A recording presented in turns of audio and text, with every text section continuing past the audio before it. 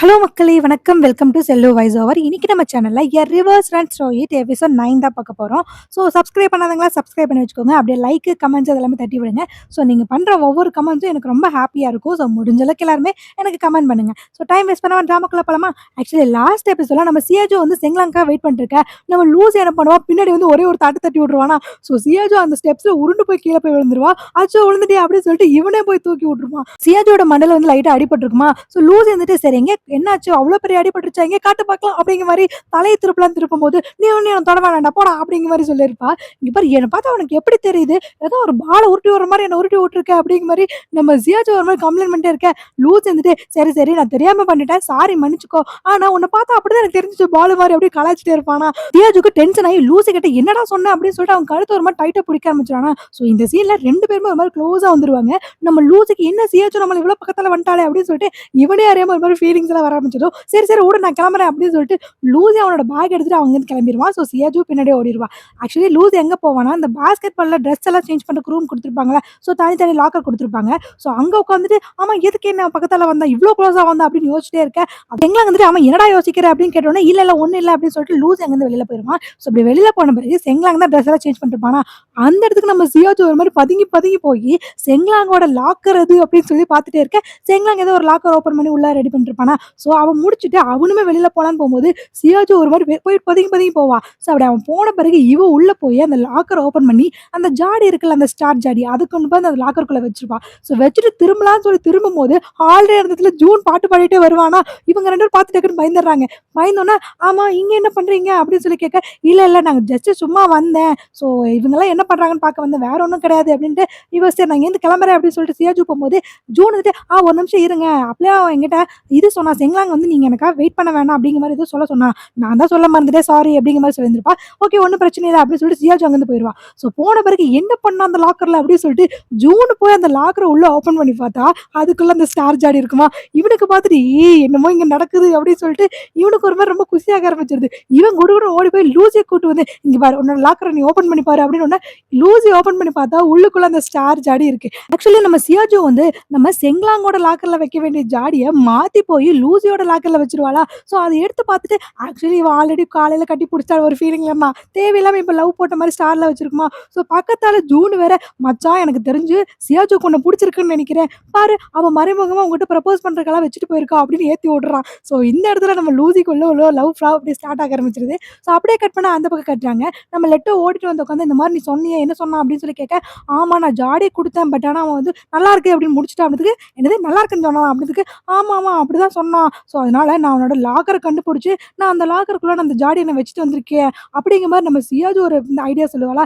சரி சரி எப்படியோ நீ அந்த ஜாடி நீ அவன்கிட்ட கொடுத்துட்டியல. ஸோ அவன் கண்டிப்பா அதெல்லாம் பார்த்துட்டு உன்னை ஓகே சொல்லிடுவோம் அப்படின்னு நீ எப்படி சொல்ற இவ்வளவு உறுதி அப்படின்னு நான் சொல்றேன் கண்டிப்பா செங்கலாங்க வந்து ஓகே சொல்லிடுவோம் அப்படின்னு ஒன்று இல்ல எனக்கு ஒரு மாதிரி கஷ்டமா இருக்கு சொல்ல முடியலன்னு சொல்லி ஃபீல் பண்ண ஆரம்பிச்சிருப்பா. ஸோ அப்படியே கட் பண்ண இந்த பக்கம் லூசி ஒரே லவ்க்குள்ள போயிட்டான். ஸோ சியாஜு கொடுத்த அந்த ஸ்டார்ஸ் எல்லாம் எடுத்து பார்த்துட்டு இருக்க.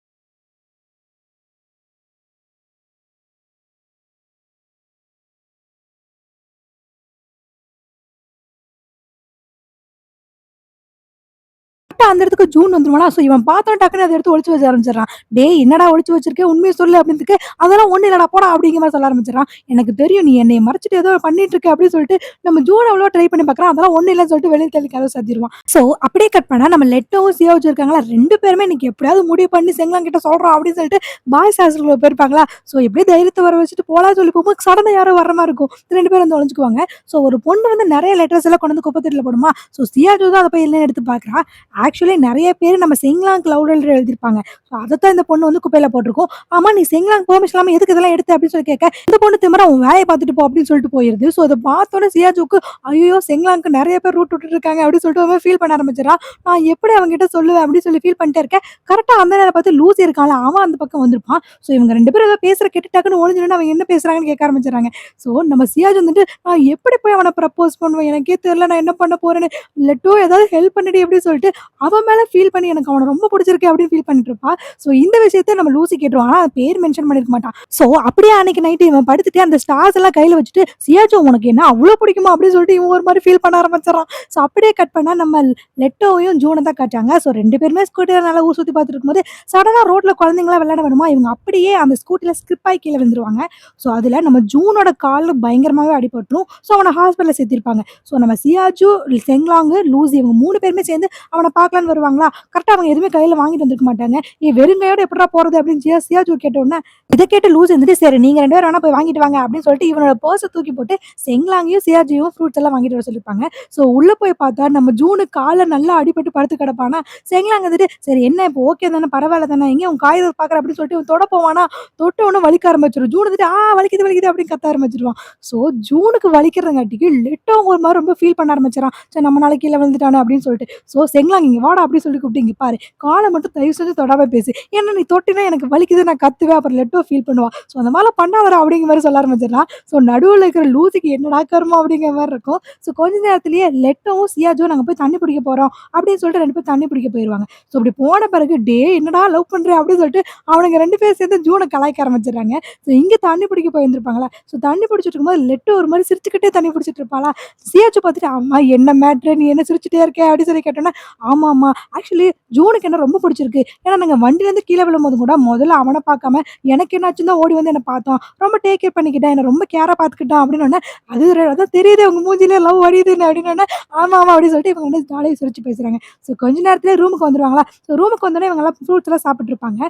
ஸோ நம்ம செங்லாங்கும் சரி லூசிக்கு நல்லா தெரியும் லெட்டோவையும் ஜூனையும் தனியாக விட்டுட்டு போகணும்னு சொல்லிட்டு. ஸோ இவங்க 3 பேருமே அதாவது சியாஜு, லூசி, செங்லாங் 3 பேருமே பிளான் பண்ணி வேணுக்குன்னு லெட்டோவையும் ஜூனையும் தனியாக விட்டு போயிடுவாங்க. ஸோ அவங்க 2 பேரும் லவ் பண்ணுறாங்களே ஸோ சந்தோஷமா இருக்கட்டும் அப்படின்னு சொல்லிட்டு விட்டுட்டு போயிடுவாங்க. இவங்க 2 பேத்துக்கு என்ன நம்மள விட்டு போறாங்களே அப்படிங்கிற மாரி இருக்கும். ஸோ கட் பண்ணா செங்லாங்க்கும் எனக்கு வொர்க் இருக்கு அப்படின்னு சொல்லிட்டு அவனுமே விட்டுட்டு போயிருவான். ஸோ லூசியும் சியாஜும் 2 பேரும் பேசிட்டே போகும்போது, ஆமா ஜூன் இல்லன்னா நீங்க பாஸ்கெட் பால் டீமுக்கு என்ன பண்ணுவீங்க? ஜெயிச்சிருவீங்களா? அப்படிங்கிற மாரி சியாஜு ஒரு டவுட்லயே கேட்கவுடனே கண்டிப்பா நாங்க ஜெயிச்சிருவோம் அப்படின்னு சொல்லிட்டு இவனுக்கு அந்த ஃபிளாஷ்பேக் தோணுது. அதாவது அவன் சொல்லியிருந்திருப்பான்ல முன்னாடி, எனக்கு அவன ரொம்ப பிடிக்கும். ஆனா நான் எப்படி சொல்றதுன்னே தெரியல. எனக்கு அவன ரொம்ப லவ் பண்றேன் அப்படின்னு சொன்னான்ல. இந்த டயலாக் நம்ம லூசிக்கு மைண்டுக்குள்ள வந்துட்டு போக, டக்குனு அவளோட தலைய புடிச்சுட்டு இந்த மாரி நீ எதுக்குமே கவலைப்படாத.